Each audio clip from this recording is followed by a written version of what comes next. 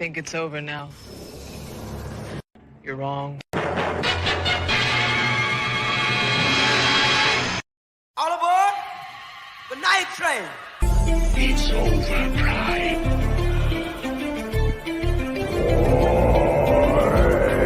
This is the siege.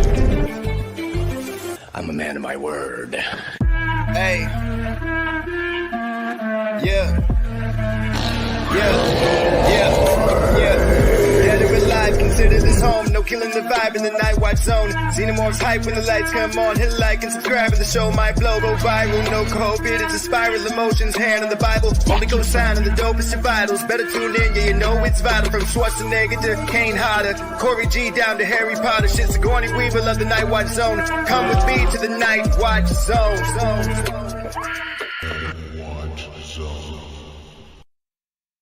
Well, there are two things a man should never run from, even if they cost him his life.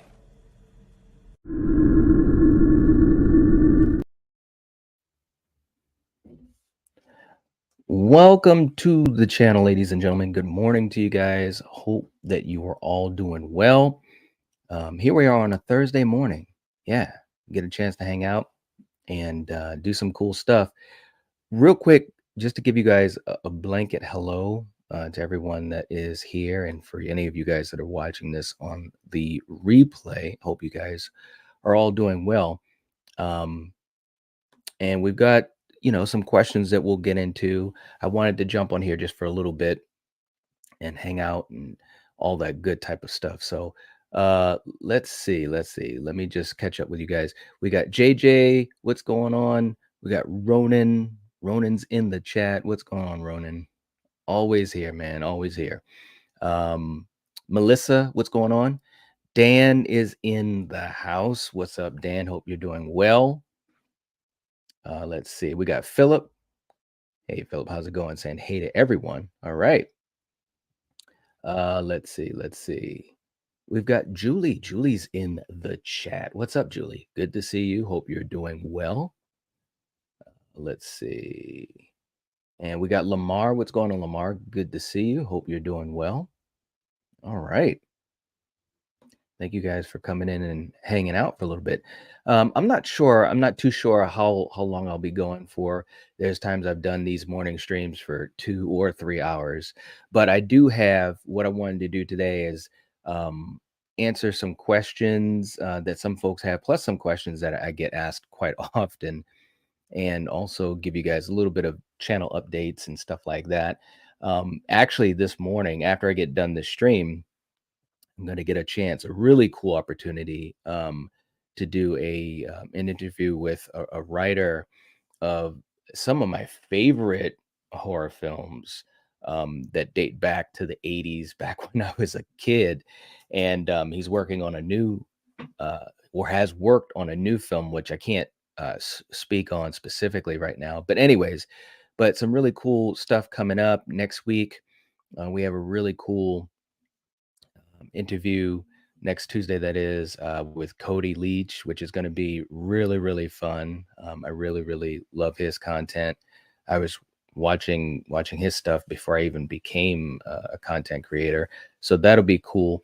And working on a couple of other things, some really cool stuff coming up, hopefully that you guys will see soon. Really good opportunities, and so I'm pretty excited about it. So yes, Lamar, thank you. Please like, share, and subscribe. Absolutely. No doubt. You guys. Hey, what's up, Kyle? Good to see you. All right. And Lamar, I didn't get your email. So if you can, in the comment section of this stream, or on the community posts, I put community posts out to the channel members, leave me your email, and then that way I can get in touch with you. That'll probably be the easiest way, because unless for some reason it didn't go through on my emails end of it, I haven't seen it. And for you guys that have been around for Halloween Fest too, we've been having a blast. Last night we had watched Halloween 2018. It was a lot of fun over on Steven's channel. Tonight will be Halloween Kills. So as per usual, If you guys have not liked that stream, please do. I think last night we saw that it was at like 24 or 25 likes. And pretty much, like I've said in previous morning streams, our hope is that, we'd have at least 30 or even 40 likes on these streams before they even begin, which helps out a lot. It helps out the stream, get to more people. As you guys know, live streaming, and I have a good friend of mine, a content creator, who had asked me this question about doing more live streaming, and specifically doing review type of content for live streaming. And I had to be very honest, which I am anyways, but YouTube doesn't favor live streaming. It really doesn't, which is a horrible shame, because I think that being able to talk to you guys and to hang out and answer questions live, I think it's a really cool way to connect with your community, and to your viewers and your audience and channel members and all that type of stuff. So yeah, it's a tough road. Fortunately, or maybe unfortunately, I think it's more fortunately for me, I've been live streaming for so long, and when I began doing it, I didn't necessarily have someone who specifically mentored me about that. So I live streamed, I don't even know, maybe for a good year or so before really knowing all the ins and outs of how the YouTube algorithm works or doesn't work, how it favors certain things over other things. So, anyways, so that's a little bit of that. Um, I know. Yeah, Julie is saying that's too bad about YouTube. I love watching live streams. It's true. It's true. And not a lot of people know about that. I've talked about it just a little bit here and there, maybe a little bit more recently, but it's very, very true, guys. And I've tested it myself. As you guys know, especially with things like Slasher Movie Club on Monday nights, we review and discuss the movies that we watch. And I've literally tested it where I would live stream about a particular movie, and then I've uploaded a video, a pre-recorded video, the same content, but just one's live and one's pre-recorded. And the pre-recorded, um, far outdid the live stream, which is too bad. It really, really is. But that's the way it is. Um, Fortunately, and it's tougher for all of us as content creators, as small channels. But the good news for us here, which we're very appreciative of, is that we have a lot of you guys that do come to the live streams, that are regulars, diehards, and so forth. Which isn't a small thing. So that's why we're really appreciative of you guys hanging out with us. And it's on a weekly basis, which there's been times I've thought to myself, maybe I should limit the frequency of doing it, so that it's not as much of a hard pace, especially for the audience. But if anything, I've increased my frequency. It's crazy. Carrie, what's going on? Good to see you. Hope you're doing well. And Carrie has put the link.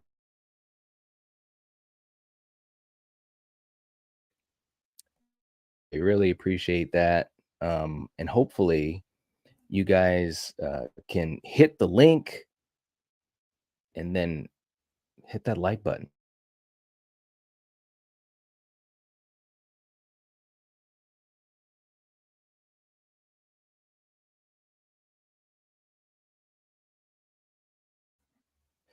So tonight we'll see. We'll see where we go. Fingers are crossed. And there you go. You guys. Philip saying the streams are always a great hangout with everyone. Yeah, I agree. I agree. That's why I love doing them. Yeah, no doubt about that. So I asked you guys, and here's another thing for you guys that are channel members, and I do want to do a little spotlight for channel members and Patreon members. Thank you guys for your support. It really helps out so much. I was talking to my good buddy Steven last night. We've been talking recently because of us always doing prep and and after the streams, meetings and stuff like that. And we were just talking about, the pace that we've kind of set for ourselves. And I totally didn't even really realize it for a while, that for me anyways, I've been streaming 5 to 6 and sometimes 7 times a week. So yeah, that's pretty crazy, but but we're having so much fun doing it. We really, really are. Um, but what I did was for you guys that are members and Patreon members as well, I said to you guys, hey, ask me any question, any movie related question or channel related question, and I would highlight you guys on this morning stream. I just thought this would be a nice way to answer questions and also give you guys a little bit of different perspective that you guys can also talk about here on the streams. But that being said, if you've sent in a question, first of all, thank you. I appreciate it. We actually got a pretty good amount of questions. I may not be able to get to them all. And what I might do is in other content, um, post those questions and answer them. Uh, but if you have any questions now, you can definitely put them in the live chat. And obviously, if it's a really good question, I'll answer it. So if you want to think of any question that you have, movie related or what have you, and I might be answering it. Now, real quick, too, in the chat, I want to also say, well, first of all, hold on. Sunrise is in the chat. Good to see you, man. Hope you're doing well. Let's see. And Carrie has gifted a membership. Hey, thank you so much, Carrie. Wow. I really appreciate that. And let me also say this, and I think in the last couple of streams, especially like Sarah and Val and some other folks have been reminding people, if you do get gifted a membership, if you choose to stay on as a member, which we hope you do, but to remember to turn on your auto renew, so that way you don't lose your membership, because we've actually had a lot of people that have lost it, and I've had a couple people leave comments saying they didn't know about the auto renew. So let me just put that out there. Um, Carrie, if you could remind people about that too, that'd be great.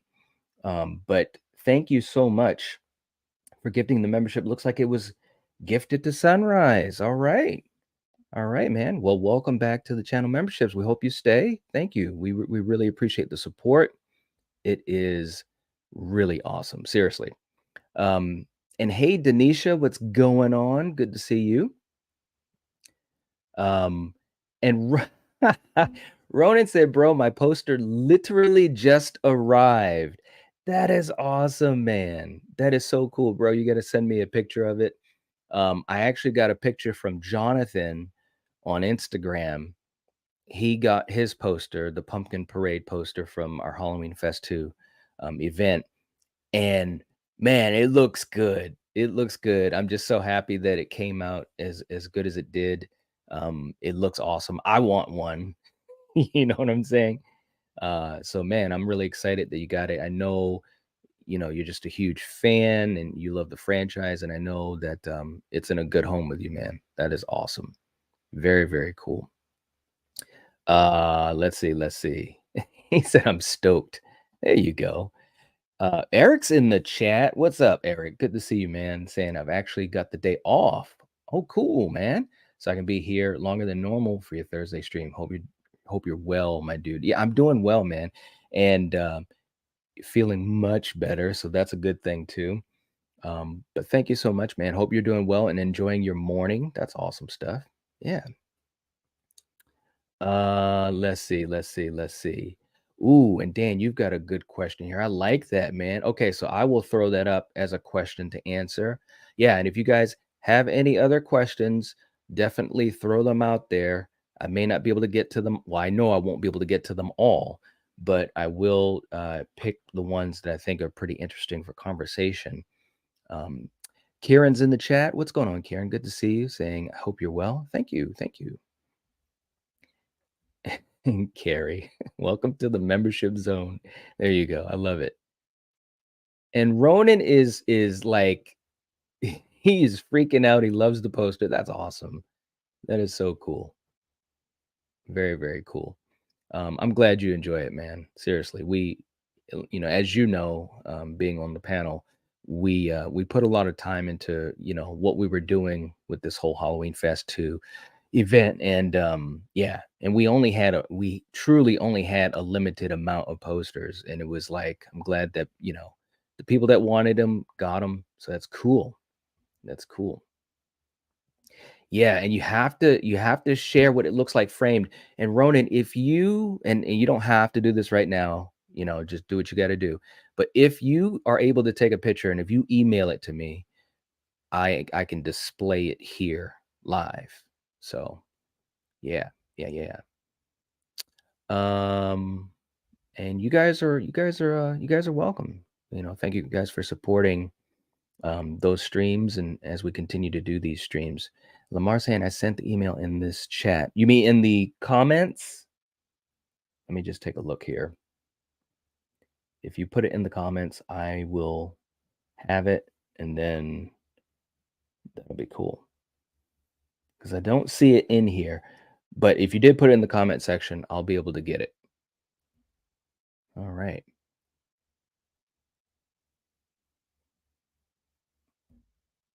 And Eric saying wanted to give a blanket thank you to everyone that supports the content I do in my channel as well as with the Battle World on here. I tend to forget to do that sometimes at times. No, man. I mean, there's so much stuff going on, but one thing I know, and obviously knowing you well enough, is that you're obviously appreciative of everyone that is supportive to you and to everyone else in this community, man. So that's why we love having you on. And yeah, man, it's cool stuff. More cool stuff to do. Yeah, thank you, Carrie. I did. I loaded up on vitamin C. There you go. Uh, let's see. Guyver's in the chat saying, love your content, bro. Thank you so much. We appreciate that. And welcome to this morning chat. Hollywood guy, what's going on? Good to see you. Hope you're doing well. Okay. So Ronan is having fun with this. Okay, and Lamar, I've got your email here. So cool, man. Thank you so much. So I will be getting in touch with you at some point this afternoon. Once I'm done this live stream, I do have um, an interview I'm doing, which I'm really excited about. Yeah. Carrie, you know what? We're lonely. Let's have another member. That would be awesome. That would be awesome. And our good friend Sarah had talked about because we had talked about getting 100 by Halloween, and we had gone past it, and then we dropped back down. I believe we're at 91. So hopefully we'll see. And Carrie gifted another one. Oh, thanks, man. Carrie, you're all right. Seriously. Much appreciated. It looks like it went to Sherry. Sherry Carr. Well, welcome to the inner circle, the Night Watch fam, the channel memberships. And I guess is a good segue as well. And Carrie, I got to play a super chat clip for you, dedicated to you as well. But I am planning to do a couple of different things for some of our exclusive stuff for channel members, which I'm pretty excited about. So I think hopefully you guys will enjoy it too. But yeah, it's a little exciting. So keep an eye out for that. The community posts on the front page, you go to community and I post out to the members. It's one of the easiest ways to get to be in contact with you guys and keep communication. So yeah. Carrie, you're all right. You're all right. Ronan is going to send me a picture. Awesome, man. Very, very cool. And I will put that picture up. I can't wait to see it, man. So we also have new channel member or returning to us, our good friend Drew Barnhart, who is a director. And I've had the pleasure to speak with him multiple times. We had him on for Slasher Movie Club. Now this has been months ago. Got to get him back on, Drew. If you're out there, hope you're doing well, brother. It's so funny. This was actually a question given to me. What are some of the most interesting things that have happened on the channel? this is a great example because we had done an episode of Slasher Movie Club for a movie that I had never heard of. Coriander had never heard of it either, called Loves Killers 2. And we were thinking, wow, this is really, I don't know. We'll have to see what goes on, when we watch these movies for a Slasher Movie Club. That's how it is. But we had done the episode. The episode, was pretty good, and I didn't think much else of it. So I get a comment from Drew, and he basically says, "Hey, I'm the director of this movie. Thank you for talking about it. I really enjoyed your conversation and appreciate your takes on it and so forth." And and then we just started to talk, man, and message each other, email and all that type of stuff. And we brought him on to the show, which was so much fun. He's a very dynamic personality, very interesting guy. So, anyways, thank you, Drew. If you're watching this on replay, much love and respect, man. We appreciate you, and it just goes to show that you can have, an impact when you don't think you have an impact. And it was really cool to get to meet him, talk to him, and learn a lot about film from him. So, Drew, for you, for Carrie, for all of you guys, let's do a few super chat clips because I like doing that. And here we go.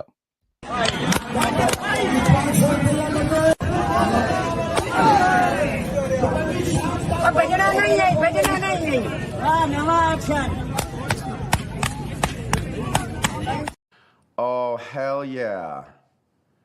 Yeah, bitch. But listen up now. This is serious.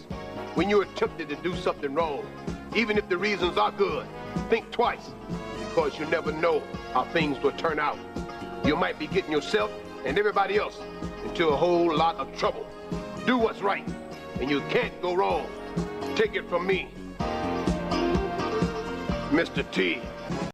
There it is. There it is. So thank you guys so much. Seriously, it helps out a lot. It allows us to do, what we're able to do to the level we're able to do it. And yeah, we really do appreciate it. Seriously. Yeah, and the support here is amazing, Lamar. I agree. It's just, yeah, it's absolutely crazy. Let's see. Now let's start off. Yeah, I'll start here too because we got Denisha's in the chat and asking. I should have known. Night, I have a question. Are you going to get the podcast back up? Miss it. You know how much it means. Yes, Denisha. That I apologize about it. With with increasing the frequency of our live streams and so forth, it's just meant less time for other things, which is unfortunate. I mean, maybe one day. I mean, the hope is one day that I can do this full time. Who knows? Possibilities are out there. But yeah, because we've been streaming so much, and Denisha, you obviously are in so many of our live streams. It's just taken away more time from the other things, like the Spotify and stuff like that. But I hope to get back to it soon, and I will try. I really, really will. It's just crazy, and actually one of my questions will kind of answer that a little bit more, but I wanted to answer this first, Anisha. But yes, I'm going to try my best, and I know you really enjoy it. Seriously. Okay. All right. And Carrie, you actually pulled up the Drew interview. What, Carrie? Let me ask you this. Now, I know I'm answering questions today, but how did you do that so quick? That was quick. You get a gold star. That was all right. Wow. That was I was just talking about it and she did it that quick. Thank you so much. Carrie, let's do this one. This one is this is you. Hey Night, guess what? Oh yeah! There you go. There you go. Thank you for pulling that up because that was such a fun chat with Drew. He's really, really cool. And that's too funny. She pulled up that quick. Oh, wow. I search everything you say that relates to prior streams. Wow. Well, let me just say, as far as for you guys that are the moderators, you guys, wow, you guys are awesome. There's no doubt about it. Much appreciated. Okay, so let's pull this up here. And we have Melissa who brought in a question. And, I'm going to try to answer these as best as I can. Some of these questions were hard. They really, really were. But Melissa says, name one movie that made you have chills or literally jump. Now, to be fair, I don't really get scared, of horror movies anymore. Some of them creep me out, and can give me chills, and I'll get to the answer of that. Um, as a child, religious horror used to really get to me. And maybe that's because, growing up in a family that was religious. So obviously stuff like The Exorcist really got me. And if some of you guys know the story, so I won't bore you too much about it, but some of you guys don't know my story. So I started watching horror movies when I was really young. I might have been 7 years old. And even before that, I was kind of around horror, when I would go and when we would spend time at our grandmother's house and stuff like that. So those types of movies always got to me as a child. Growing up, that obviously changed, but I will say one movie that gave me like huge chills, and this is not a traditional horror movie, and this is probably no one would ever guess this. So if I ever do trivia, and we do have some different trivia that's going to be happening soon. So if you guys are here, you might want to take note of this because I know that this is the answer I'll always give because I think it's so out of the box.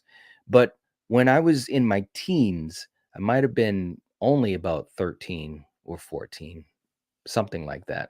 I remember I was watching cable late at night in my parents' basement, which, it's kind of creepy down there, anyways. And, I was huge into horror or anything that was thriller or anything like that. So I was watching a movie that's called Jacob's Ladder. And, this is an old movie back, I don't know, maybe from 88, something like that, 89. It's totally not a traditional horror movie, but it's creepy as hell. And it was a movie that as I watched, now you got to remember, I had already watched a lot of the traditional horror movies at this point, the big three, um, zombie movies, The Exorcist, all these different types of films. But when I watched Jacob's Ladder, I was so creeped out. I mean, it was late at night, might have been 11 o'clock, something like that. 12, whatever. And I was alone in the basement. My parents were asleep. I think Kill was, who knows, he was watching Disney or whatever up in his room. I don't know. No, I'm just joking. But he wasn't there. So I just remember being creeped out, man. And even walking up the steps in a dark house. I was just creeped out. The movie, it's a good movie. And it's got thriller aspects and, not fantasy, but surreal things going on. I don't want to spoil it. Um, but just at that time, it was a movie that got under my skin. I remember just feeling creeped out and having chills, like Melissa is asking in this question. So I'm gonna put that out there, and I think that this is a good one for trivia, because every once in a while when we do trivia, we think about things that are channel centric.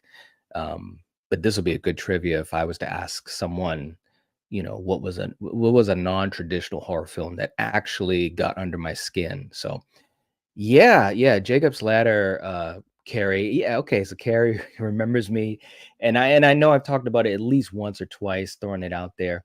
Yeah, Tim Robbins, man, it was, whew, yeah, it got under my skin, and it actually. Let me also say this too. Um, it's a movie that, when I watched it, it creeped me out, and I didn't watch it for years because it creeped me out in just a way and I don't want to give it away, and especially the ending. There's there's an emotional thing going on, a touching thing, a sad thing, and all that type of stuff going on. So it was multiple emotions. It wasn't so much that it scared me and like, oh, and I screamed, but it was like a creeping, like a chill type of thing going on. But It's I didn't watch it for years because of that. And I remember when I finally rewatched it, and I might have been, I don't know, it might have been a decade or more later, and I rewatched it. And although it didn't creep me out the same way because I knew the story and had remembered it, it still got under my skin. It's some really interesting visuals in it. So, but Melissa, thank you so much for that question. I appreciate that. It was a really good question, a really good question, and it brought back some memories. It really did. Let's see, let's see. And Sunrise saying, I've been trying to find an 80s movie I saw as a kid and can't remember the name. I just remember an old man getting his arm, then his body melted by a book, like a bacteria or something. Hmm. It's a good question. I don't know. I don't know what that could be. Body melting. Hmm. I don't know why the stuff keeps coming into my mind, but it's not that. That's a good question, man. If you find out the answer, you got to let me know because I love doing trivia. And whenever I get stumped, I'm like, oh man, I got to know what the answer is. And Ronan, yeah, they are definitely these ladies, they're no joke. The best mod squad in the game. Now, Lamar also thinking the stuff or the blob.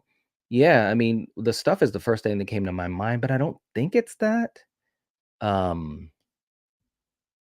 but the stuff is a fantastic movie. Nobody really talks about. I remember seeing the stuff when I was a kid with my cousins, and it just kind of just it it blew my mind because it's like batshit crazy, right? But it was also entertaining, cheesy as hell. But again, you guys got to understand that's a lot of what I grew up on, and I love 80s horror, 90s horror, and so yeah. Let's see, let's see. Yeah, I that's all I did too, Lamar. Watching horror movies as a kid. And yeah, much love, man. Much love. And I'm sorry about your dad. Seriously. Absolutely. Absolutely.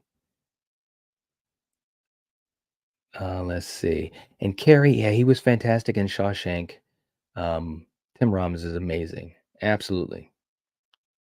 Absolutely. Um, and JJ saying Jacob's Ladder was great. Yes, Danny Aiello was in it. Absolutely. Yep. Yep. And he was great in it too. And Carrie, thank you so much. Yeah, don't forget to sub, like, and comment after the stream. That would be awesome. Yes. Mega Giants in the chat. What's going on? Good to see you. Yeah, you should check it out, Carrie. I'd be very curious to see what you think. I'll be honest with you, it's making me want to do a little bit of a review discussion on it, to be honest with you. Let's see. Ronan saying the only thing that scares me is little traditional gray aliens visiting Earth and taking you. That only scares me because I believe they exist. But I'm an idiot. So, oh, you know you're not. No, you're not. Let's see. Mr. Dan coming in the scene between Macaulay Culkin and Tim Robbins is yes, yes, yes, yes. Yeah, man, it's a powerful movie. Yep. Ronan, that's a good point, man. The barn scene in Nope is the definition of what scares the hell out of me. Then they had to go and make it turn out to not be aliens. I know, man. I was like, oh man, that would have been so cool if they were really aliens. Because of course that's what we all thought. That's also the cool thing about um, what Jordan Peele does in his movies. He kind of goes left when you think he's gonna go right. And I do appreciate that. I really do, because it keeps you on your toes. When I go into his films, the thing that I really dig is that I never know what to expect, and it's so much fun. It really, really is. Carrie saying martyrs scarred me for life. I needed to rock back and forth under a blanket, sucking on my thumb after that. Oh, Carrie. Yeah, it's a rough one. It's a rough one. Yes. Kieran saying, "Have you seen Angel Heart with Mickey Rourke and Robert De Niro?" Yes, yes. I haven't seen it in a while, but yes, absolutely. Julie saying, "Alice, Sweet Alice, scared the heck out of me when I was little." Nice. Yes. And and I'm sure Dan in the chat is probably has a big smile on his face because Alice, Sweet Alice, and we did a really fun episode on Slasher Movie Club, and Dan was fantastic with us in our conversation. But Alice, Sweet Alice is such a good movie, and it's one of those movies that had it gone under the radar for me for years, obviously. And I discovered it, whenever, I don't know, maybe 15, 20 years ago, whatever it's been. And I was just so pleasantly surprised at it. It's old school, it's just well done. It's got surprises, and I just love those types of films. I really do. It's a film that not many people know about. They should. If you're a horror fan, and I say this all the time, and I know some folks even in the chat right now, they might start shaking their head or rolling their eyes, but yeah, I truly believe this, as horror fans, we need to, uh, you know, have open minds, push our own boundaries of what we watch or what we like. Of course, we're gonna love the popular things, or a lot of the movies that are kind of more straightforward. Whether they've got the horror icons like I've gotten back of me. Of course, we're gonna love those movies. I'm always gonna love those movies. But there are a lot of great movies in the genre that they're hidden gems, and that's just being real. And I see it so much in comments or even in my live streams where people say, "Oh, I've never heard of this. Or what is this? Or that's not for me, or this or that." And I always think to myself, I'm just being honest, I think to myself, I feel bad for those folks because you're closing your mind to things before you've even watched them. One thing as a YouTuber that I've been able to do more is open my mind even more because I love so many different types of film, so many different types of movies, genres, but even within horror, I've opened that lane so much more, partly because we do so much, with different movies, talk about so many different movies and so forth. But anyways, Alice, Sweet Alice is fantastic. It really is. High recommendation. What's up, David? Good to see you. Hope you're doing well. David says, "What's your favorite Halloween candy?" That's really easy. And when we did, it might have been a party stream we did maybe 2 months ago or something like that. We had a huge panel and stuff like that, and we did talk about this. So this is another one for trivia, and this is an easy answer for me. Smarties, my favorite Halloween candy. As a kid, when we went trick or treating, that was always the first thing I went for, and always one of the last things that I wanted. So, and it has not changed since then. I love Smarties. They're just, it's funny because when we did trick or treating, the kids are coming back with all this man, they're coming back with like 8 pounds of candy now. It's like, what is going on? Are people just like throwing, you know? But anyways, and so Coriander's like, "Okay, let's get some of this candy. What do you want?" I said, "You know what I want." And man, the Smarties were slim pickings. I was like, "What?" I love Smarties, man. I love Smarties. Um, Julie, you're all right. Julie is 8 steps ahead, saying, "And yes, I did go back and watch the SMC episode on Alice Sweet Alice." See, you're all right. I love it. I love it. Very, very cool. Seriously, that you guys, I mean, and I suppose, I don't want to speak for other content creators, but I know that there are quite a few of them that would agree with me. But that's always cool when you have, viewers that'll watch your content and then they'll go back and rewatch it for whatever reason it may be. That's really cool because you feel like, wow, you did something that had connected with your audience, and ultimately, that's what every YouTuber, in my opinion, they're trying to connect with people, right? So, all right. And we got horror villain fan in the chat. Did they have Ghostface mask at CVS, Walmart, and Walgreens? as you were growing up, and more recently when Scream 4 was released and they had the movie mold mask at Walgreens. No, no, growing up they did not, or at least not where I was at. Well, it's kind of weird because I grew up in a big city, so um, no, they didn't. They didn't. And if they did, I didn't see them. But also, and to be fair, um, I mean, yeah, we did trick or treating and stuff like that as kids, but that was only for, a window of time. And then after that, it was about, going to go and party and have horror movie marathons and stuff like that. So as far as dressing up, I kind of got out of that habit at a certain point and just, yeah. I've recently watched The Black Phone. It was awesome. Yes, yes, yes, yes. That was a very good film, no doubt. And Lamar's a fan of Alice Sweet Alice. Yes, yes, yes, yes. Mega Giants. I have not seen Totally Killer yet. It's actually on my watch list. I would have watched it the other week, but I got sick, and everything got pushed to the side.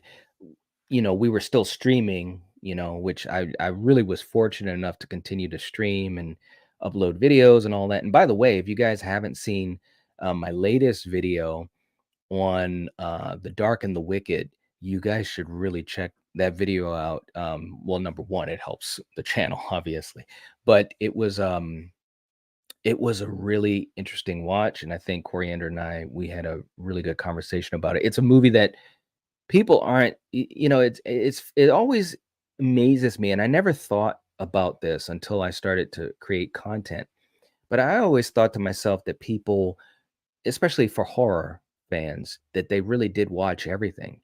But it doesn't really work that way. You know what I mean? There's so many films that fly under the radar, which makes sense because there's tons of horror movies that are put out there every year. But as a content creator, when you talk about movies, I always had this preconceived notion that, okay, you talk about a movie and people are going to be like, oh, wow, I want to hear about this because, they may not know about it and they want to get news on it or get a point of view. But it doesn't really work that way. So interesting stuff. But definitely, yeah, Totally Killer is on my list. Hopefully, I'll be watching it by this weekend, and I hope to put up a video on it. Yeah. Let's see. Let's see.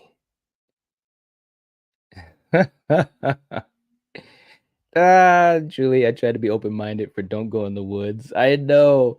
I'm telling you, that movie, that was I'm glad we saw it though, because that was an early episode for Slasher Movie Club.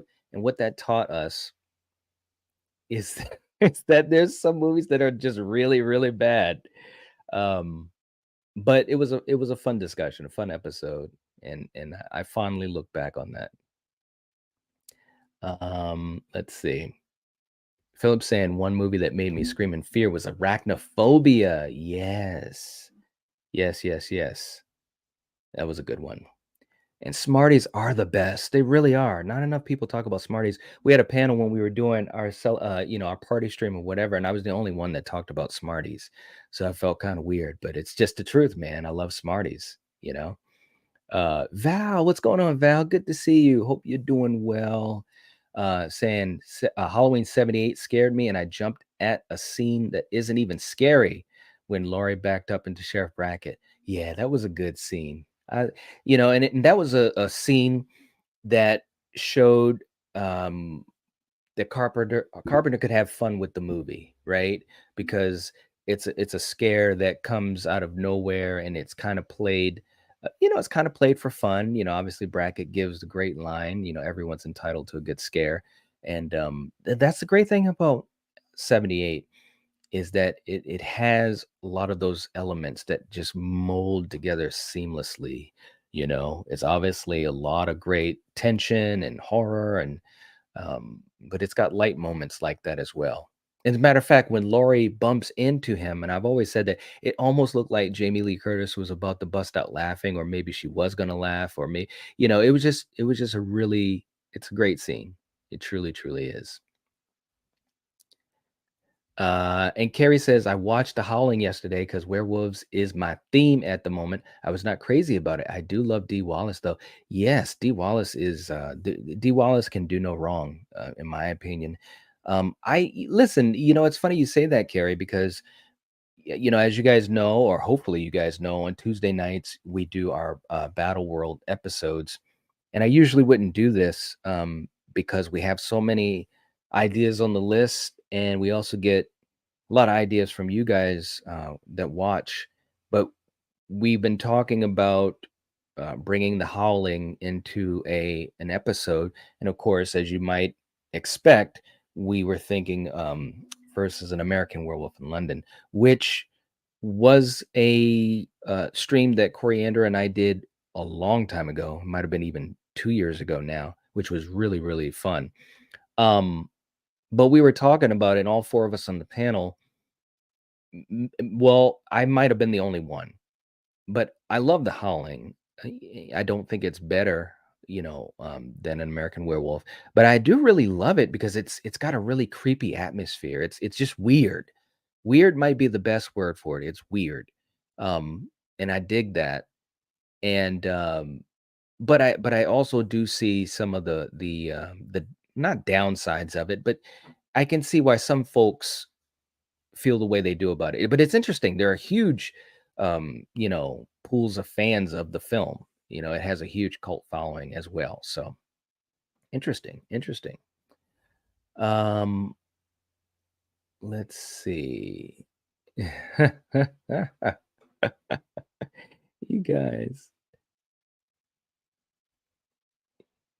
All right, all right. Now let me bring up this picture because I think that this is pretty cool. I want to bring up this picture that we've got that our good buddy Ronan sent in. And again, for you guys, we appreciate all the support and stuff that you guys give us. There's so many ways that you guys do it, and we really appreciate it. And here we go. That's an awesome picture, bro. I'm just gonna say, wow, wow, and thank you for for rocking the Night Watch Zone merch, Ronan. You're all right. You're all right. I mean, seriously, well, I couldn't thank you enough. But the poster looks awesome. It really, really does, and I'm so glad that you got it and that you love it.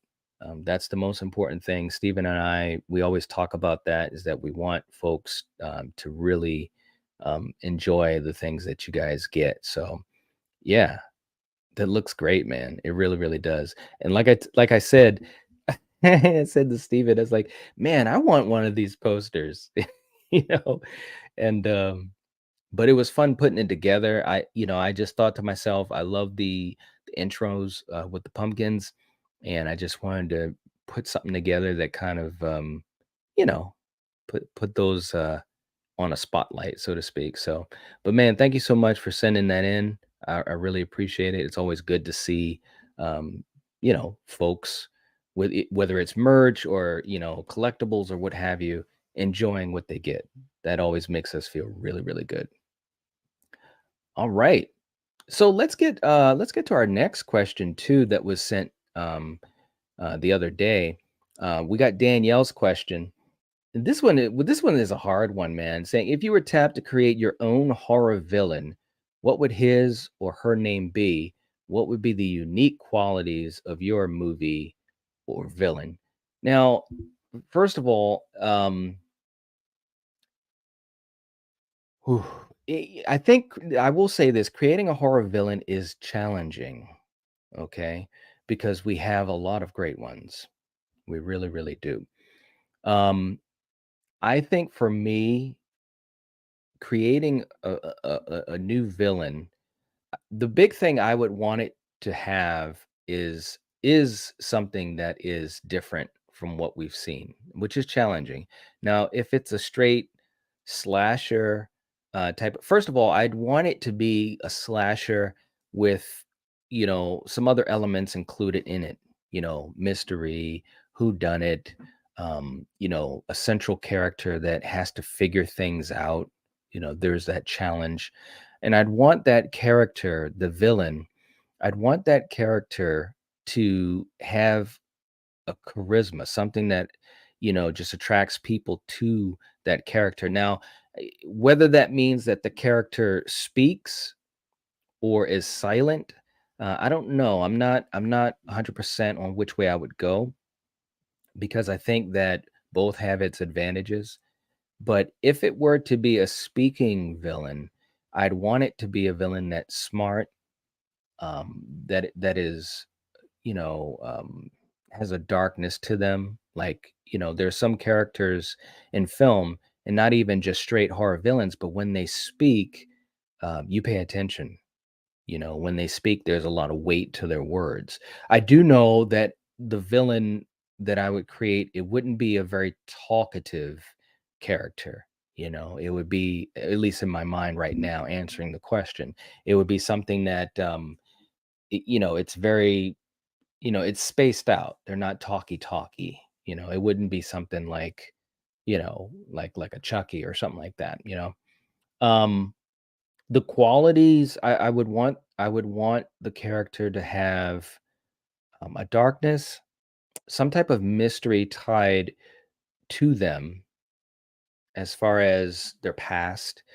I would want Visually, I'd want them to be, interesting to look at. And that's a tricky thing, especially watching so many horror movies. It's very challenging to get the look of a character right.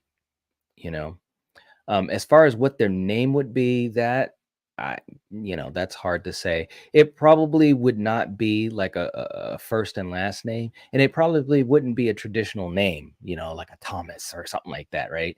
I think it would be something that is more, that is broad, maybe something that's elemental or something, something that you haven't heard, or I should say something that is a little fresh, that you don't always hear.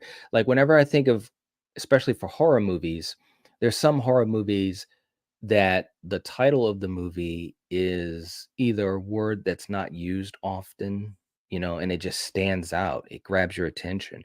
When I went to, the video stores and I would see that title, it just grabbed my attention. So for a name, for the villain, it would be something, along those lines, whatever that may be.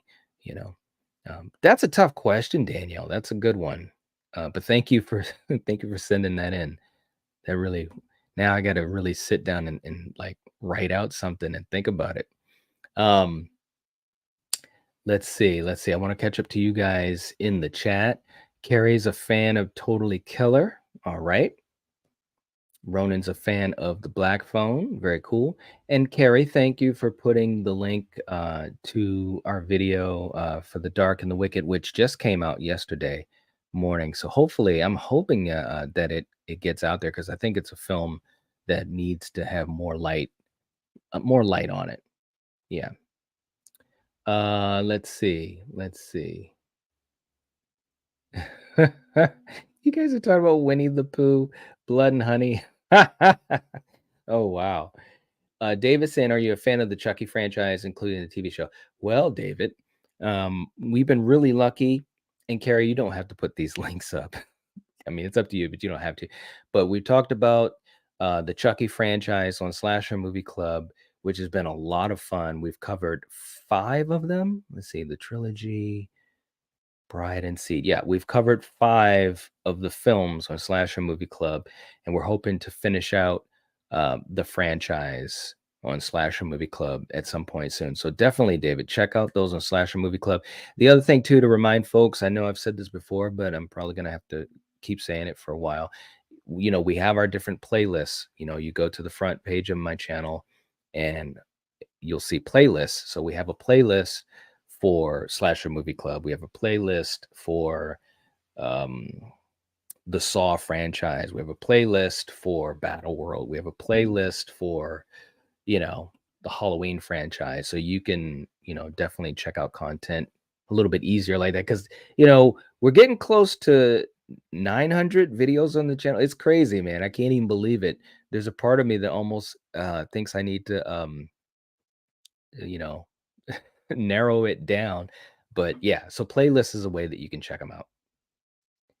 Let's see. That's right, Carrie. You haven't seen An American Werewolf.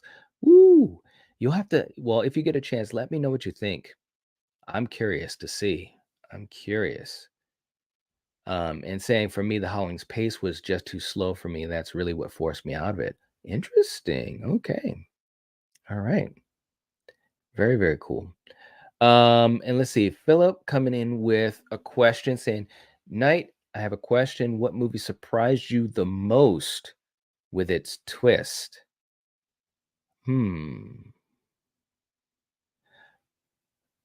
Well, okay, let me answer it this way. I can tell you a few.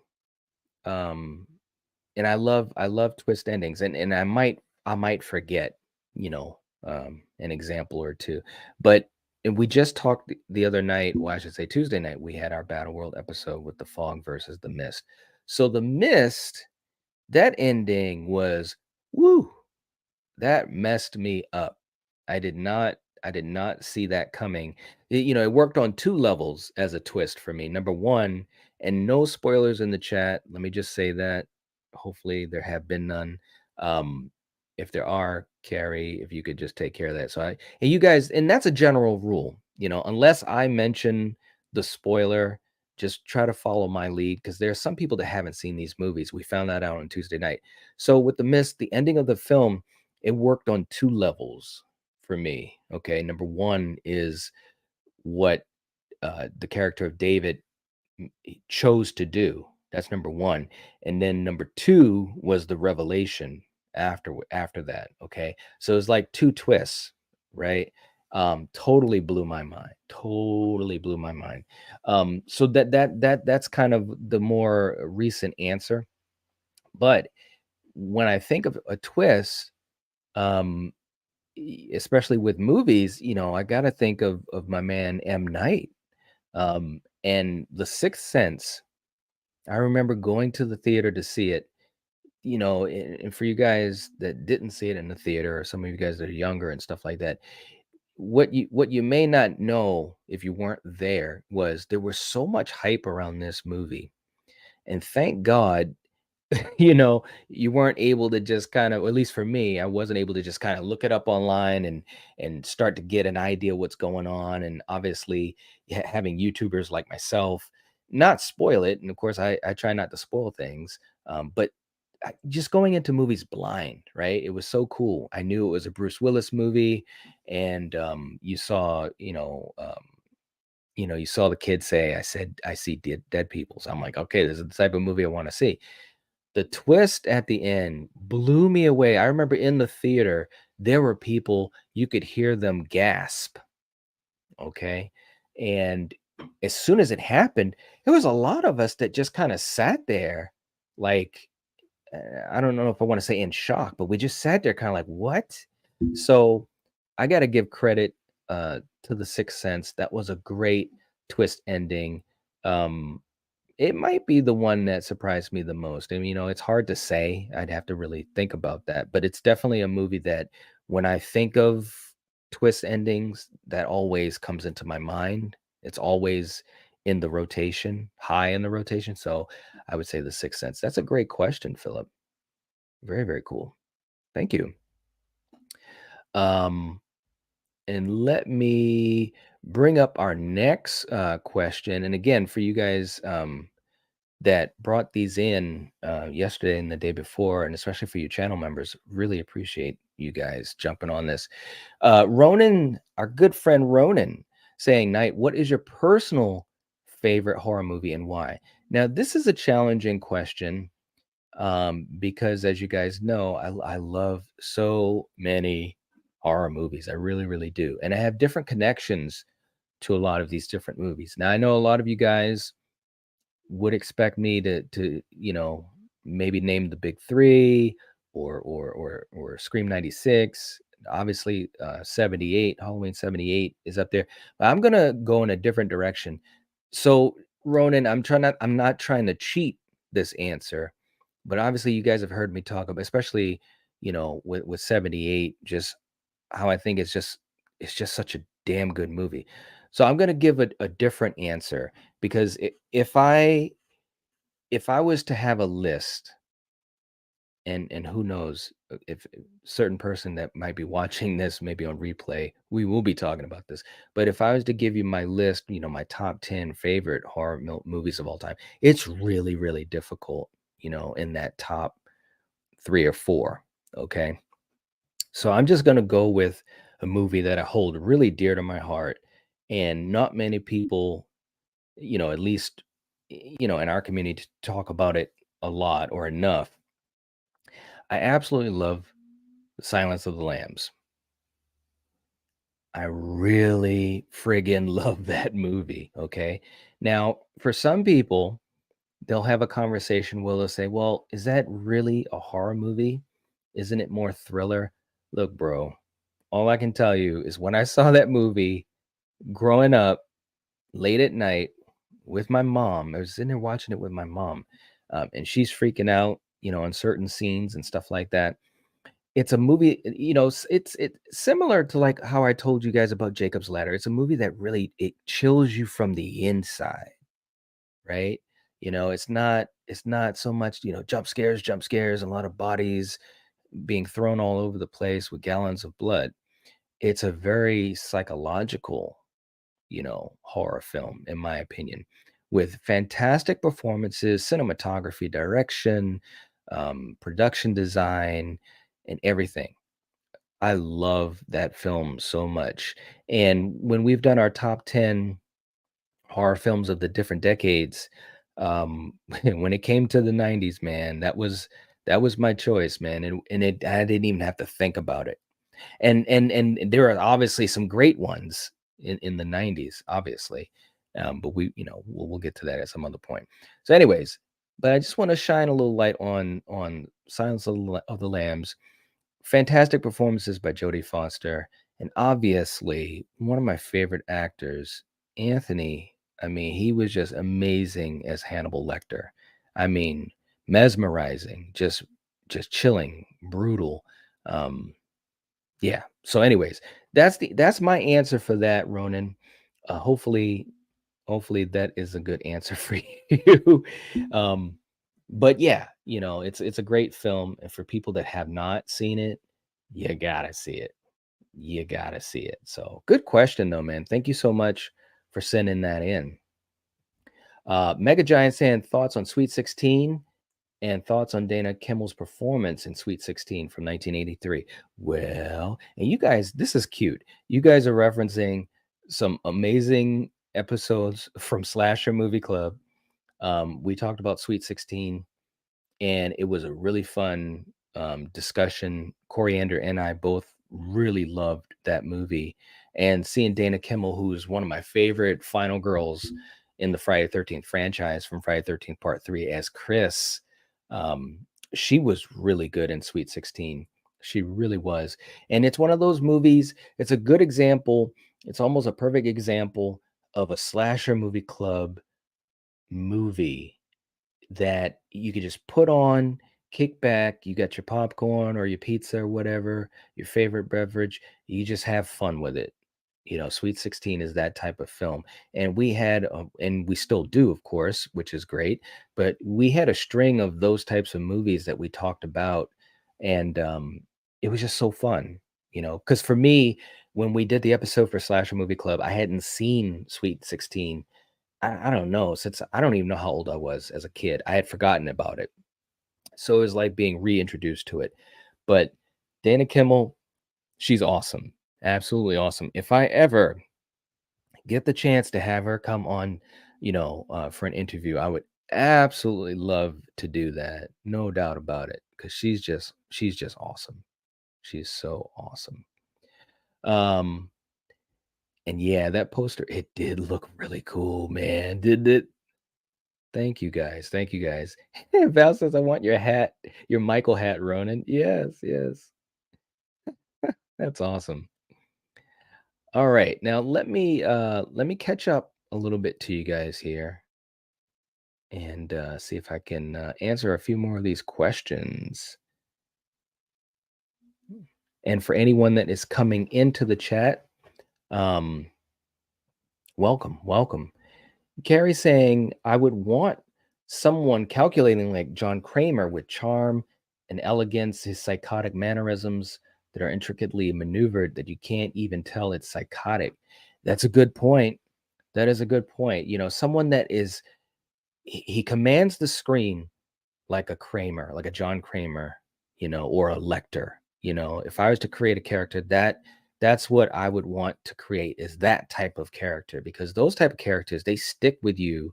And of course you have to have the actor or actress that can, really bring a soul to the character. But I absolutely agree. That would be an amazing character to bring to life. Um, let's see. Julie saying John Kramer is probably one of my favorite characters of all time. Yes, yes. It was so good to have him back in Saw X. And for you guys, if you haven't seen um, my review on Saw X, it was just so much fun seeing him come back. And the movie, he really was front and center. It was great. Oh my gosh. I know the blue font for ends. Absolutely, man. Danielle's in the chat. What's going on, Danielle? Good to see you. I answered your question a little bit earlier, um, but welcome, welcome. And she asked it too. Yes, I did. I did. And it was a tough question to answer. But I do think, like I was just saying, a character that has that charisma, like a John Kramer or a Lecter, that would be what I would aim for. Yeah.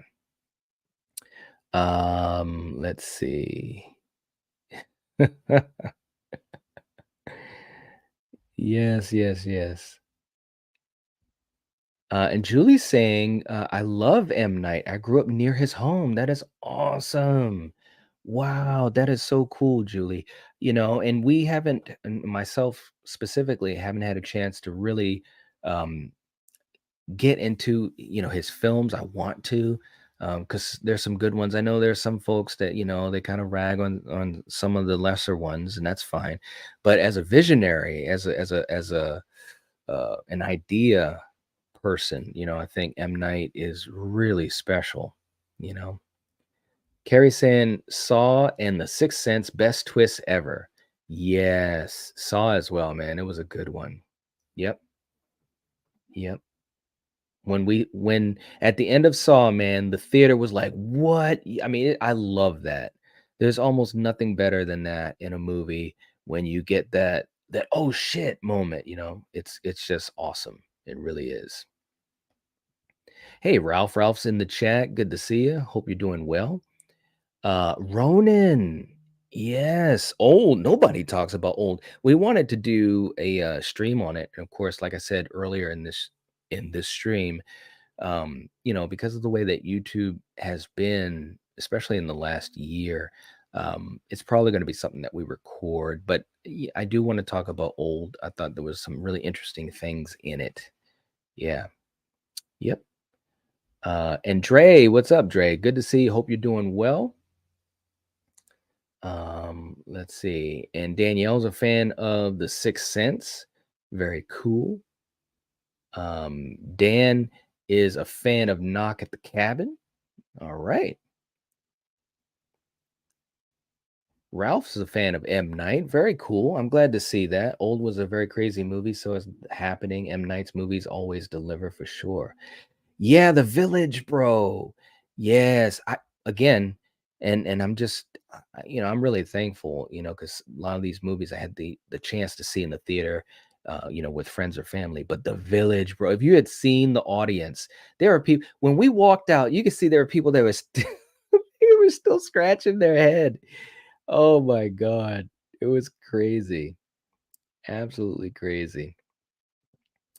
Um, Yeah, Carrie, Silence of the Lambs is a masterpiece. It is, man. I mean, I'll die on that hill.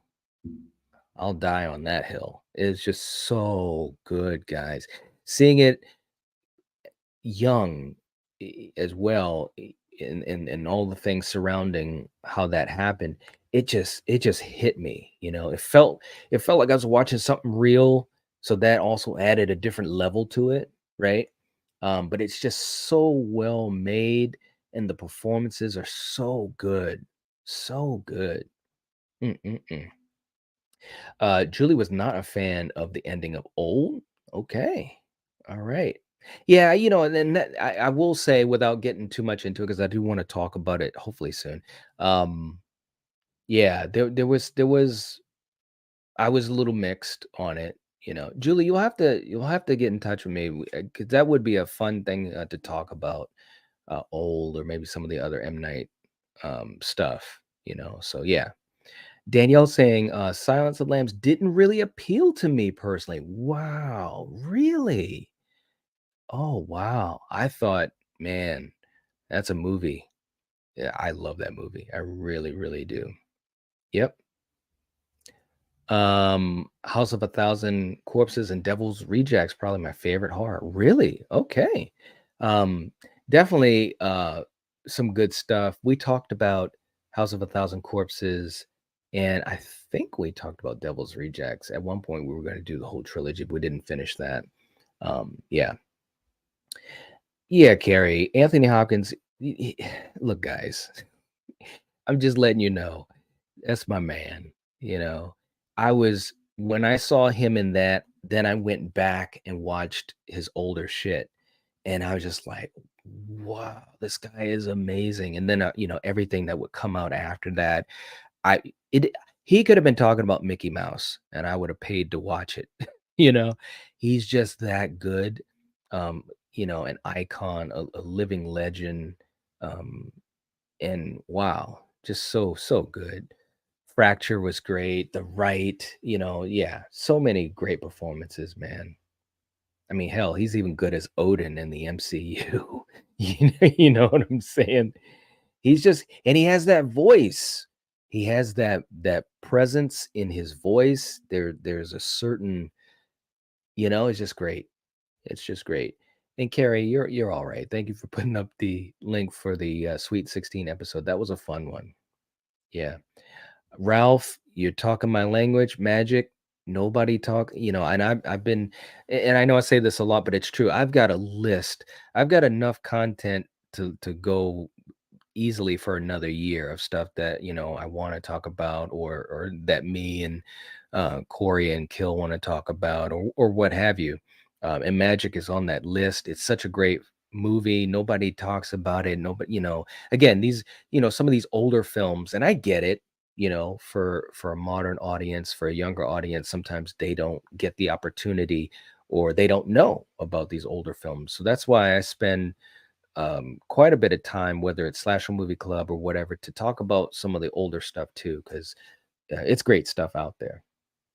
Yeah.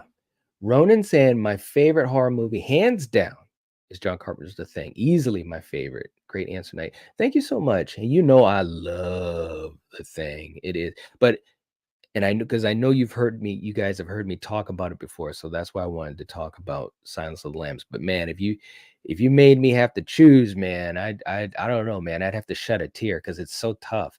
But The Thing is fantastic. Hollywood Guy coming in with a super chat. Thank you so much, Hollywood Guy. Really appreciate it. First super chat of the day. All right, very very cool. Night, I read somewhere that if there is an Elm Street movie or series, Robert Englund might be coming back to reprise the role of Freddy. Your thoughts? Um, if that is true, I have not heard that. I did a video. I don't know now. It's probably been a couple months, maybe 3 months. But when people were theorizing about the series coming back, and if Blumhouse was going to get it, and all these types of things, and Robert was asked about coming back, and I'm not saying this to poke a hole in anyone's balloon, because obviously you guys see behind me. I love Nightmare on Elm Street. I absolutely love Robert Englund. When we got a chance to talk with him at Terracon a few weeks ago, it's like I can't even believe it. You know, we've had a chance to talk to Robert Englund. We've had a chance to talk and sit down with Kane Hodder. We've had a chance to talk with James Drew Courtney. This doesn't happen every day, you know, for folks. So that's why I feel so lucky and so blessed. But that being said, Robert said he's not coming back, you know, and that's the last that I've heard of it. He said that he's just too old to do the makeup, you know, and I understand that. And following the franchise since I was a little kid and all the documentaries and stuff. And if you guys haven't seen Never Sleep Again, it's a great documentary of the Nightmare franchise. But that makeup, and when we were talking to Lisa Wilcox and even with Heather Langenkamp at Terracon, they talked about it as well. They've always felt so bad for Robert. You know, he's in the makeup chair for 8 hours doing the makeup and so forth.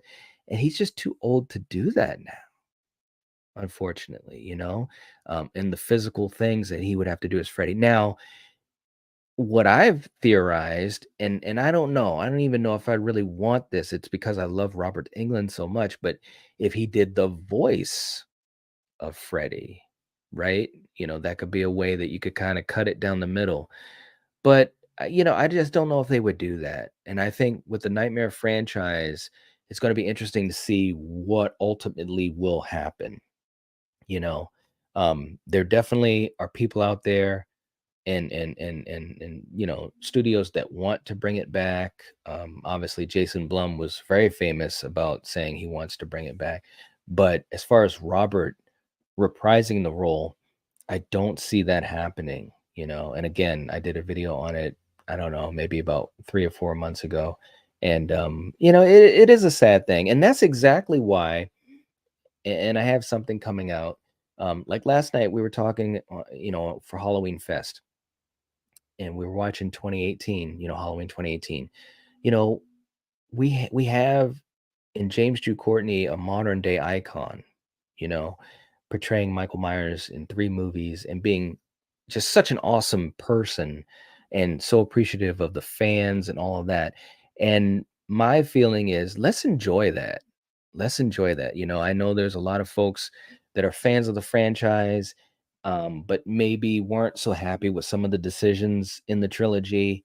You know, we all know about that. That's fine. But James as Michael, I thought, you know, he nailed it. So, but anyways, I'm ranting. But yes, Hollywood guy, thank you so much for that super chat question. But as far as I know, Robert is not gonna come back. So, and it is a sad thing, man. You know, I grew up on Robert Englund. You know, I grew up on the Nightmare movies, and yeah. So, anyways, thank you so much for the super chat. It really does help out so much. So let's play a little super chat clip for you, Hollywood guy. Here we go. Bring that fat ass over here. This. Like this.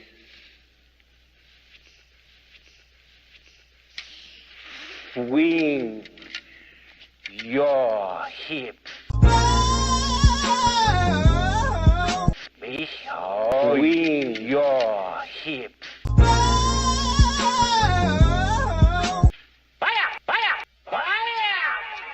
Swing your hips. Gotta work that ass for daddy. No. There it is. There it is. Oh man, I love it. I love it. Okay. But thank you so much for that super chat, Hollywood guy. We really, really appreciate it. So let's get to a couple of other questions as we start to wind down just a little bit. Let's see. Dan saying, hey Knight, would you be willing to discuss the new Strangers trilogy at some point? Best case, worst case scenario type of thing. Yes, and I do want to talk about it. As you know, we just talked about the original The Strangers for Slasher Movie Club, which was a really fun episode, by the way.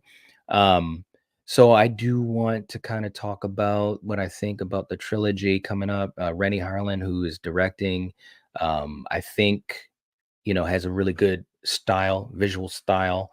And I'm hoping that it works out well, because that original movie and even Strangers Pray at Night, they're both really good. And so it's almost like, hmm, I, I it seems like it's too soon to do it, because The Strangers was what, 2008?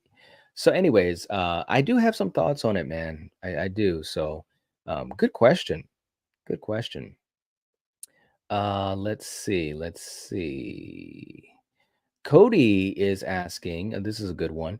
Hope all is well. If Stu comes back, how would you have him come? How would you have him come back and Scream 7? Okay. So now, and I've talked about this before. I know this is can be a hot button topic. Here's the thing. If he's coming back in 7, which is something that we've all talked about, some people are hot on it, some people are cold. I'd love to see him come back. I think it would be awesome. It would just like be fantastic, but it has to be done the right way. Now, the tricky part is you don't want to overcomplicate it. Okay. You don't want to, you got to do it in a way that makes sense. And that's what's tricky, in a way, because you're going to have some fans that are going to call bullshit on either side. Whether it's too complicated, they're going to call bullshit. Whether it's too simple, they're going to be like, oh, come on. So you kind of have to find an in between as far as where he's been, why he's coming back now, what's his connection, to Sam and Tara. Now, obviously, the connection is probably going to be through Sydney, right? That's what makes sense. And then it trickles down to Sam and Tara and the core four. But I would have him, it's got to be connected to Sydney. We got to bring Sydney back. He has to go after Sydney's family. And I think, and I've talked about that too. I think if he goes after Sydney's family, he goes after the kids, or if he goes after Mark, that is going to propel her to have to come back into the fold. That's pretty much I mean, and again, I could be totally wrong. I'm just, just speaking just as a fan, just a YouTuber fan. But to me, that's one of the only ways, other than maybe Gail's death, that you're going to get Sydney coming back based upon what she's already said. Now, they could always jump the shark and make it so that, hey, it's raining hard in Woodsboro, and she's like, hey, I got to come back for fun. Who knows? But to me, based upon what has been played out in 5 and 6, to me, the only way that she's going to come back is almost if you have to force her back, right? So that's where Stu comes into play. And I think that not only would that be good for the movie as far as just the hype and the promotion and everything, but I also think that that's a great way to bring Sydney back, which is what everything is pointing towards. So good question, Cody. I like that. Very, very cool. Carrie saying, was there ever a horror movie you watched, you didn't like it, but then you rewatch and ended up liking it after processing it in a different light? Yes, yes, and yes. And I know some people have heard this story. If you're still here, you probably know exactly what I'm going to say. First movie, and there's been multiple films like this, but the film that comes to my mind first, and one of the biggest turnarounds, is Just Before Dawn. We watched that film for an episode of Slasher Movie Club, and Coriander and I both were like, wow, this is going to be dark territory. And of course, those episodes where we have dark territory, it can be fun, but sometimes it can be difficult too, because we want to talk about the movie and give you guys our viewpoint. But if you totally despise a movie, sometimes it's hard to do it. So, anyways, so I said to her, I said, well, we got to talk about this thing on Monday. We watched it on a Friday night. We were both tired. And that's the other thing that most people don't know about. When you're doing live streams and you're doing reviews or discussions of movies, you have to watch these movies. But life continues, right? So you've got to find the time to do it. And if you've had a long day at work, or you got a lot of stuff going on in the house or whatever, sometimes it can affect your perspective of a movie. This is a case in point. Okay. We both weren't hot on this movie. And I said to her, I said, well, let's try it again tomorrow. So the next day, it was Saturday. We got the episode, coming up on Monday. So on Saturday, we both, we were rested and we watched it. Now, again, on Friday night when we watched it, we were both tired. It was a long day, a lot of stuff going on. So on Saturday, we were well rested. We watched it. We loved it. I couldn't believe it. She couldn't believe it. We've talked about it in that episode, I'm pretty sure. I haven't seen the episode in a while. Dan, you can correct me, or Julie if you've seen it. Um, but I know I've talked about it before when I talked about big surprises.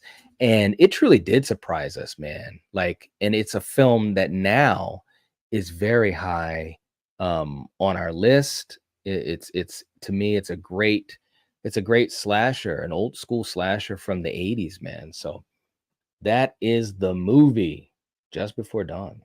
Yeah. Good question, Carrie. Ronan, working hard as usual in the chat.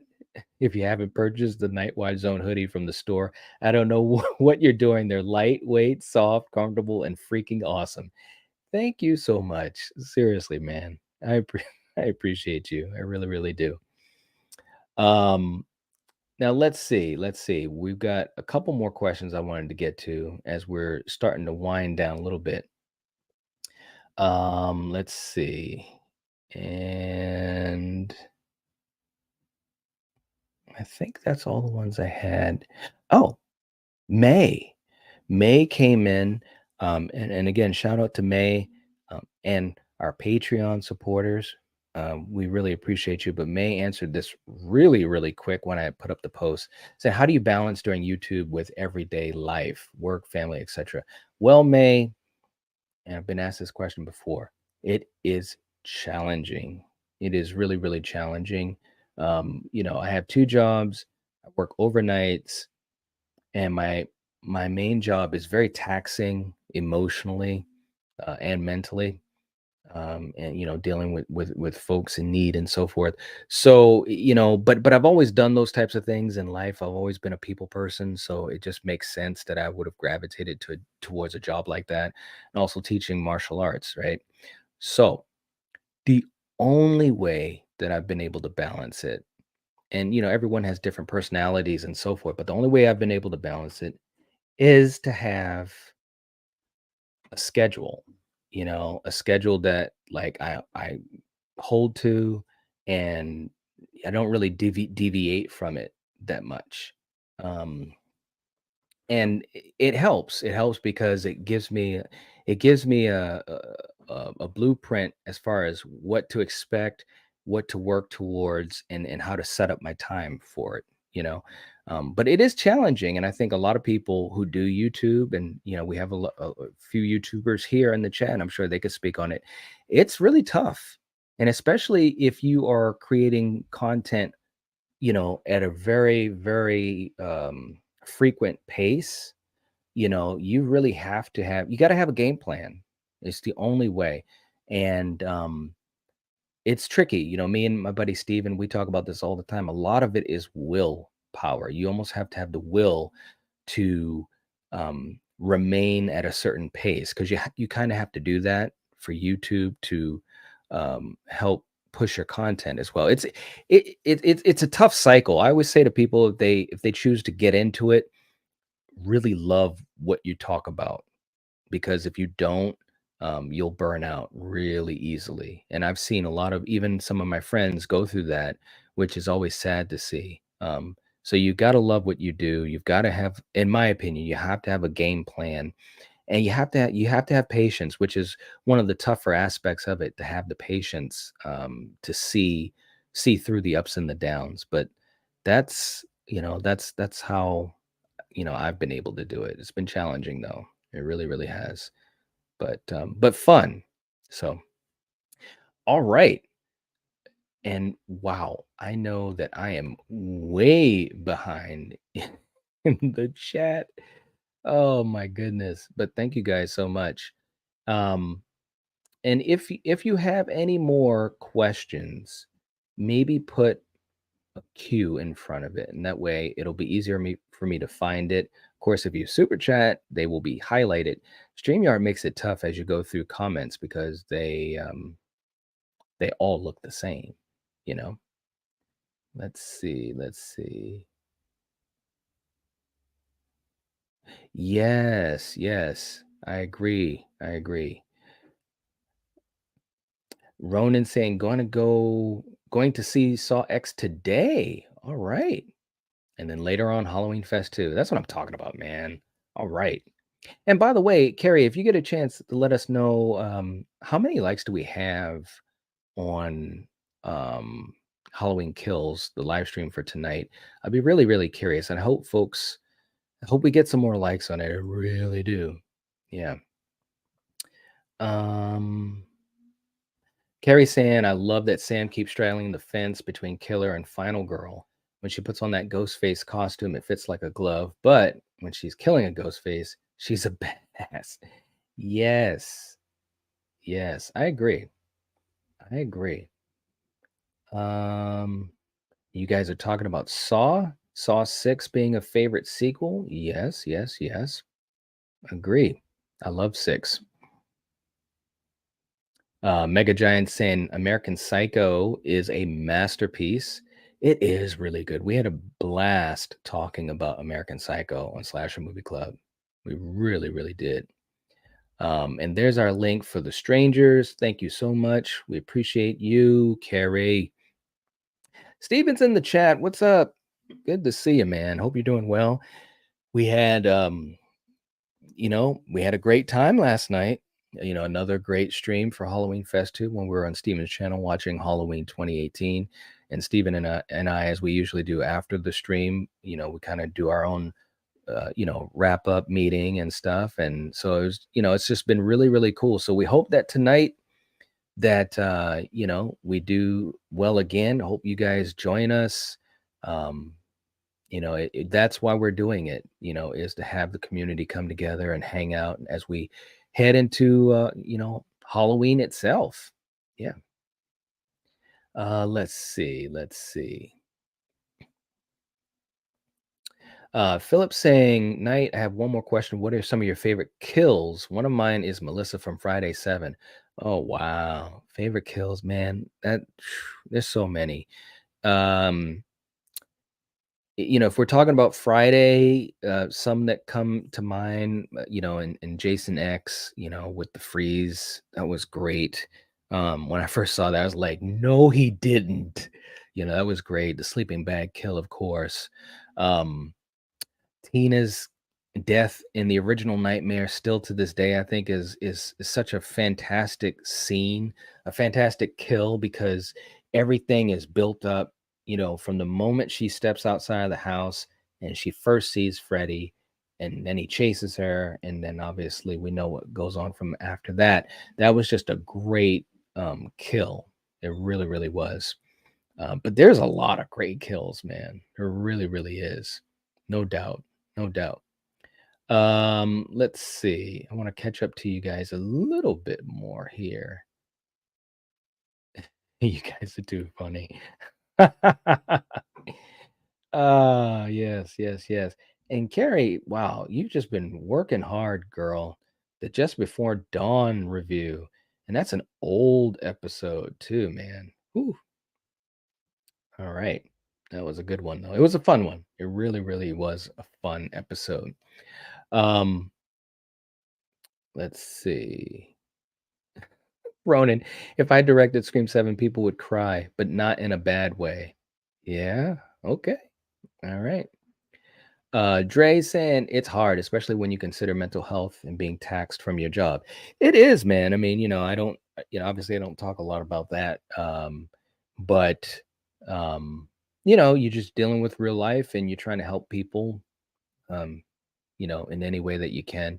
But it does. See, there are times, I'd be lying if I didn't say there are times that, we do our shows and, you have to kind of get yourself in a certain mind frame because you've just been dealing with a lot outside of, YouTube. So, yeah. Carrie saying I can vouch for that. It can be hard to juggle both work life and YouTube life. I take my breaks just to not burn out. This is fun for me and I want to keep it that way. It has to be fun. It really does. Yeah, no doubt. It really is willpower, especially the editing time. Bro, I'm telling you, man. There are times I've spent days editing, videos or whatever, I could do, I might have a 20-minute video that will take hours and hours and hours and hours and hours to edit. And then and then if you put it up and then, it doesn't really reach the audience you want it to reach. It's a bummer, man. But those are the things that you have to go through. And I think all content creators at some point or another, they have to go through that. And it's about willpower. Yeah, it really, really is. Steven saying it's very difficult. Most folks don't realize just how much work and time it takes to be successful as a content creator. As Knight said, you have to love what you're doing or you will not last long. It is so true. It really is. Yeah, it's crazy. It really, really is. I never knew how much work it would take to do it. And but I also see the key that if you can master the time, that it takes to do if you can master that aspect of it, then you have a really good shot, not only to have longevity as a creator, but also to have success. So yeah, we've got 27 likes for Halloween Kills. Wow, wow, wow. And Julie, you're right. 27 is unacceptable. What? I can't believe it. I mean, it is what it is. This is what I think. Does he look like a bitch? Yeah. So hopefully we'll get some more. I really do. And it is what it is, guys. For you guys that frequent the live streams, and the comment sections and the community posts and so forth. I really appreciate it because you guys are able to be present. Some folks aren't able to, and they have busy schedules and stuff like that. So I definitely understand that. But we hope that more people will get in the habit of liking the upcoming streams and all those types of things because it just helps out. It really does. Hey, Jason's in the chat. What's going on, man? Good to see you. Hope you're doing well, man. Yeah, if it's less than 100, we riot. I know. And Jason, of course, yeah, you know exactly what it's like, man. It's tough working, husband, father, YouTube. It's very tough. People that can do it, bro, my hat's off to you. Yeah. Yep. My hat is off to you.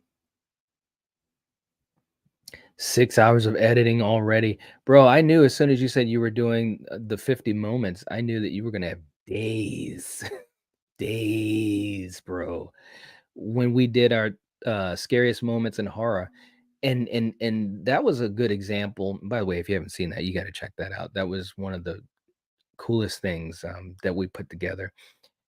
We had so many content creators and they did their individual video parts and I did the editing and splicing it all together and clips and so forth over it. So that wasn't even fully on me, but that took weeks. I mean, weeks and weeks and weeks. And I said to myself, we had so much fun doing it and I wanted to do it again. Hopefully we will. But I also said to myself, man, I almost drove myself crazy with that. I really did. And we were live, playing the segments, but wow. Yeah. Carrie, I know it's a good clip, isn't it? Oh, it's a good one. Danielle, I haven't seen the clip yet, but I will say I am way behind. So I will check emails out because like I was saying earlier in the stream, I've been ill. And so just kind of getting back to feeling decent today. So I will catch up. Yeah. Julie saying I need to watch the replay from last night's movie because I'm embarrassed to say I fell asleep very early on. 6 a.m. F45 classes have been kicking my butt. Yeah, it's okay. Don't worry about that, Julie. Sometimes that just happens. It really does. I can't fall asleep because I'm live or co-hosted with Steven, but I'm sure there have been times I might have too. Yes. Yeah, it's a good clip. I found that one. Yeah. Jason, I agree, man. Putting stuff together, that's the fun of it. When you can look back at it and you say, wow, man, I had some creative ideas that worked. Yeah, I do love it. I just wish I had more time. It's always about time. Time is that one thing I don't have a lot of, unfortunately. Carrie, you're all right. Um, that was a fun one. Scariest horror movie moments. And it was a great community event, and so many people were able to be a part of it, and it was cool. It really, really was cool. Let me also, as I start to wind down here, Philip Littleton in the chat, thank you for leaving a question here. Hopefully, you'll either still be here or see this in the replay saying, what are your thoughts on Five Nights at Freddy's? You think it'll be any good? I hope it's going to be good. I'm going to be seeing it. I'm 50-50 on it though. I'm 50-50 on it. We did hear that the review embargo or what have you is pretty much when it opens, and that's usually not the greatest sign. But I'm hopeful. I'm really interested in it. And yeah, I mean, look, like I always say, man, I think horror, when you have a win in horror, it's good for all horror, right? And I think it'd be great for Five Nights at Freddy's to be good, right? But I'm 50-50 on it right now. I'm 50-50 just based upon, some of the signs that we're seeing. But I hope it's good. I really, really do.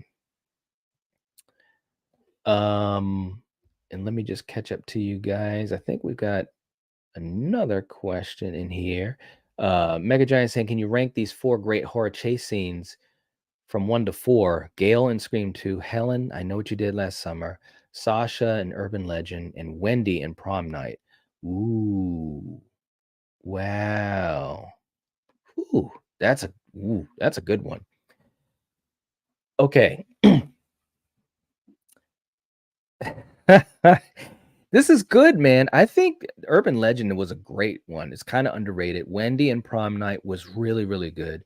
I can tell you this, it's all of them are good. I enjoy all of them, but I can put Wendy at the bottom right now, I think. And of course, this could change, right? I would say I almost would put it in the order that you listed it. Gale's got to be number 1 for me. I just think that, and I'll tell you why. Well, first of all, because I love Scream 2. You guys know that, and I just think that it was such a great scene because of Gale and Dewey as characters, their chemistry, and things are kind of coming together for them. And of course, when Dewey gets quote unquote killed, just horrific. The look on Courtney Cox's face and just the performances and the cat and mouse with Ghostface. That is just a great example of a chase scene. Okay. So I'm a little biased to that, but I did love I Know What You Did Last Summer. That was a great chase scene as well. Question is, for me, is it a better chase scene than Urban Legend? I don't know, man. That's tough. Okay, I'll make this easy so I don't rant too long. I'll go with Gale number 1. We'll go with Urban Legend in number 2. We'll go with I Know What You Did Last Summer number 3, and then we'll go with Prom Night. That's how we'll go. Mega Giants, let me know how you would do it. That's a good question. That's a tough one because all 4 of them are great.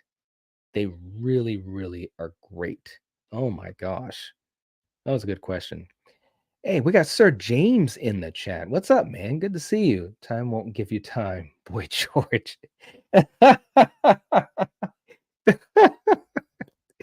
was good. Oh, that was good, man. You got me to laugh. That was good. You're all right. And it's true. It is so true. Time won't give you time. Let's see. Jason saying, Night, when do we get a Rocky review series? The anticipation is killing me. Man, I'll tell you what. Like I said, man, Rocky's my favorite movie character. You know that. So I've been just part of it is because I know it's going to be a lot that I'm going to put on myself to do it, to try to do it justice. Um, and Killian's always saying, "When are we going to do it? When are we going to do it?" Because we've talked so many other franchises. We've talked so many different franchises, and we've ranked them and all this type of stuff. So I will tell you this: I'm hoping that in 2024 we're going to do it. That's what I'm hoping.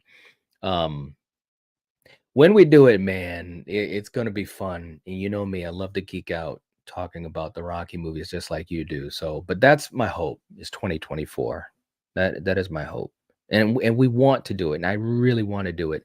The challenging thing too, as you know it as well as anyone else, is also how YouTube um, treats your content. You know, um, so that's been a thought as well. But 2024 is what we're gonna do. Yeah, yeah. Yeah, I know, Carrie. You guys are asking good questions, man. Sometimes it's just like, man, I just gotta go down that road with you. This is actually, let me also say this. This has been a lot of fun, guys. I didn't know um, exactly how I wanted to do something like this where it's, an ask me anything, but I didn't know how it was gonna go per se. But this has been great. So we might have to do this again. Um, thanks, Daniel. Horror Man's in the chat. What's going on? Good to see you. Good to see you. I know, Jason. I know, man. Talking Rocky is always fun. Let me get to one more question. This one's from Lamar. Saying, as a kid growing up, did you ever see yourself being a journalist for the horror community? Now we have this thing called the internet. Do you now see you're made for this and have such a huge impact? What's your take? No, I did not ever see myself doing this. Not at all. That's 100%. That's an easy part of the question to answer.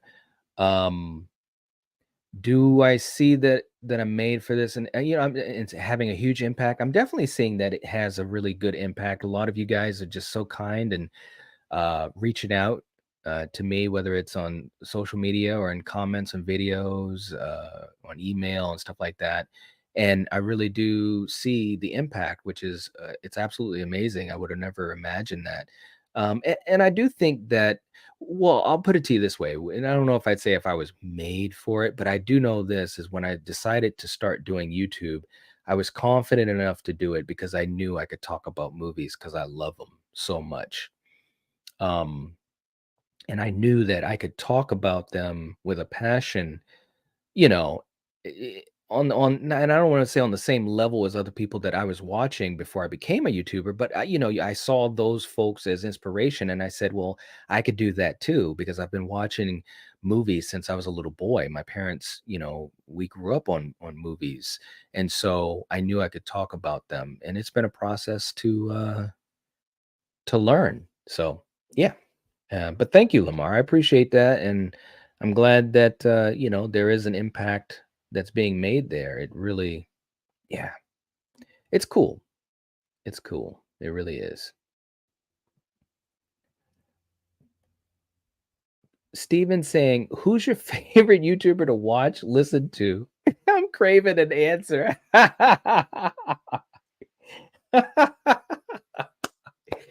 Well, look, Steven, and I've said this personally to you. I have a few. I have a few that I really love watching, and obviously you're one of them. You know that. And here's the thing: I can tell you the qualities that I love most, and this, whether it's, and it doesn't even matter how long they've been doing it, but if a person can convey their thoughts and their passion. Now we're talking specifically about films, because that's mostly what I've watched on YouTube. I mean, I do watch other stuff too, like whether it's music or what have you. But let's just talk about movie content creators. I people that can that I can relate to as far as their passion. They can talk about their passion, convey their ideas. I don't necessarily have to agree with them. Those are always the content creators that I really lean towards the most. You know what I mean? And for a lot of you guys that are here, like you guys embody those qualities, whether it's you, Steven, Dan, Eric, Carrie, all you guys, Val, listen to Val talk about Halloween and the mythology and Loomis. It's like I think a big part of that is because I love to read. I love reading, I love writing, and so that artistic side of it, or creativity with words and so forth, it speaks to me. So my favorite people to watch have that same exact quality. Like they can talk. I could be sitting with them right now and talk about a movie, and time could just fly by. you know so hopefully that's a good answer, Stephen, because there's so many content, and I know you probably feel the same way too. There's so many that I love watching, but when you're watching someone that can really convey that thought, that idea, that opinion, that passion, those are the ones that I love to watch the most. So, all right, that was a that was a good one. That was a good one, man. Uh, yeah, Val's Loomis theory, it's fantastic, man. Hearing her talk about Halloween in general, it's just, it's like, wow, it's just awesome stuff, man. It really, really is. Because I can sit there and talk about Halloween stuff and get into these deep dive discussions, and she's just like, hold my beer, and she just, because she has that, and that's the other thing too. When you have a connection to something for so long, you build a relationship with it. That sounds really odd, but it's true. And when I'm talking about old school movies, if I'm talking about, Friday or Halloween or whatever, like these are films that I've created that relationship with for over years, and through different phases of my life, because and I think someone in the chat said it earlier, when you look at a film as a child, and you look at a film as a preteen, and you look at a film as a young adult, and if you look at so forth and so forth, there's a different perspective, right? There has to be. So that also strengthens that connection. And there are certain people on this platform that do that really well. And yeah, so that's my favorite thing, is just really, the passion and the way to articulate those things. So great question, man. Dre's and Knight is on the money with that explanation. Yeah, the passion, man. Yeah, it really, really is. There's no doubt. All right, guys. Well, I'm gonna get ready to wind this thing down. But I thank you guys so much. This was a lot of fun. Hopefully it was a lot of fun for you guys. Um this might have been, well, I don't know if it's the first time I've done this, probably not, but maybe in a very structured way, because excuse me, I put out the not the questionnaire, but I said to folks, for channel members and for Patreon members, to give me any questions that you have, and I'll try to answer them. And I think I got to mostly everyone. If I didn't get to yours, let me know in the comments, and I'll try to get to it either next time. But I might do this again, guys. This was actually really fun. Some great questions, and it took me in different areas, and I think this will actually be some good content, maybe for some shorter videos and so forth. I know some folks aren't always able to stay for the whole live stream, but yeah, yeah. And Carrie, yeah, thank you so much. Val's Loomis video, definitely really cool. Like I said, check out Val's channel. And when you have folks that have a passion for something, to me, it's just cool. It really is. And Val definitely has that for movies, and especially if she's talking about Halloween. No doubt at all. Yeah, how long it's been watching a movie from child to adult definitely has something that adds to it. Yeah, no doubt at all. Okay, and I'm glad you guys enjoyed this. That's really, really cool. So I think we'll do this one again. See you guys tonight for Halloween Fest. Julie, thank you so much. I appreciate that. And again, for you guys, if you haven't hit the like button on this stream or on Halloween Fest 2, or I should say Halloween Kills for tonight, please do, if you get a chance, share it on your social media. I'm going to try my best to be better about that. I was telling that to Steven last night, but sometimes, there's just so much going on, but similar, and it is what it is. What are you going to do? But we've worked really hard on this event, and we just hope we can continue to get the support that you guys are giving. And yeah, absolutely. So I will catch you guys later. Thank you so much. You guys have been awesome. And as always, if you're watching this, if you're listening to this, you are the Night Watch. Peace.